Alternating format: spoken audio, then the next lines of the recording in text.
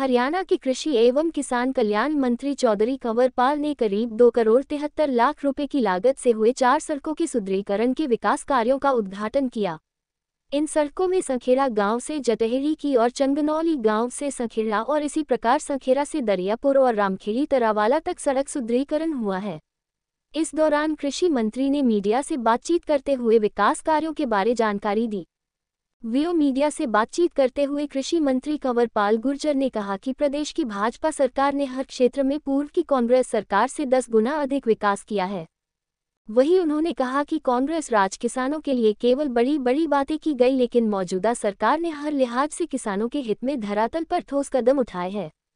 उन्होंने कहा कि हर क्षेत्र में विकास हुआ जिसे प्रदेश की जनता भी मानती है और कोई भी किसी भी क्षेत्र में जाकर जनता से पूछ सकता है।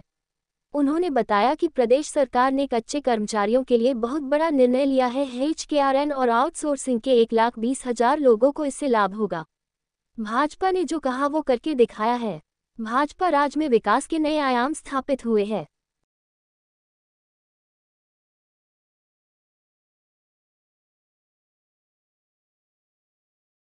यहाँ कुछ सड़कों का जो चौड़ीकरण था वो किया गया है और 2 करोड़ 73 लाख के काम थे वो कंप्लीट हुए।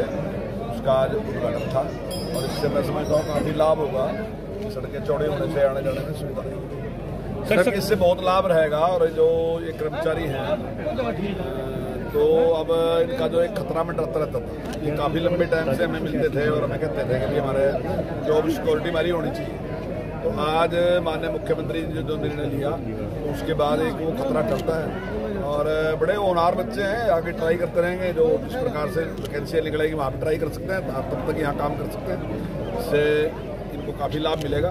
और आज जिस प्रकार से माननीय मुख्यमंत्री जी ने और निर्णय लिया कि जो बोनस है किसान का, हालांकि पहले तो निर्णय ये था कि जो फसल आएगी तब बोनस दिया जाएगा, लेकिन उसके बाद विचार किया गया। माननीय मुख्यमंत्री जी ने कहा कि भाई किसान की समस्या आज की तारीख में, क्योंकि बारिश ना होने की वजह से किसान के लिए काफ़ी बड़ी समस्या है इस टाइम, तो क्यों ना ये पैसा अब डाल दिया जाए, उस टाइम देने की बजाय भी डाल दिया जाए। तो निर्णय लिया गया कि प्रति एकड़ 2,000 रुपये, चाहे किसी खेत में कोई फसल है तो 2,000 रुपये के हिसाब से किसान खेत में अभी वो पैसा ट्रांसफर कर देंगे ताकि किसान उसका लाभ अभी उठा सके। देखिए पूर्व की सरकारों में जो चौधरी भूपेंद्र सिंह हुड्डा जी की सरकार रही तो उस सरकार में 1150 करोड़ रुपए 10 साल में दिए। उसके मुकाबले में उन्होंने 12,500 करोड़ रुपए किसान को देने का काम किया। तो हमारे टाइम में उनकी काफ़ी मदद हुई, लेकिन अब तो चलो वो कुछ भी बात कहते रहें, लेकिन उस टाइम किसान के लिए किया कुछ नहीं, केवल बातें थी।